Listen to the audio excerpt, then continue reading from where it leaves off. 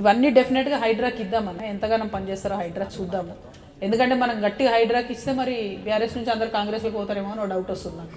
ఎందుకంటే ఇప్పటికే నిన్న రంగారెడ్డిలో తిరుగుతుంటే 2-3 ఎమ్మెల్యేలు చెప్పంతురు కాంగ్రెస్ అని తెలిసింది నాకు. నేను అదే అనుకుంటూ వస్తున్నా, మరిగా ఏమవుతుందో జూబ్లీస్ ఎన్నికల తర్వాత అనుకుంటే ఒక్కొక్కరు అటు ఇటు డిస్కషన్ చేస్తున్నట్టు అనిపిస్తుంది.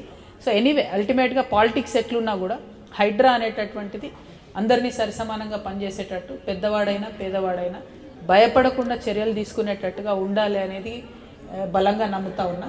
ప్లస్ ఇంకొక మాట, మళ్ళీ ఎన్నుకున్న వాళ్ళు ఎందుకు అట్లా మాట్లాడుతున్నారు, వీళ్ళని రానియకండి అబ్బా మనోళ్ళను, కార్యకర్తల్ని కాసేపు ఆగండి అన్న.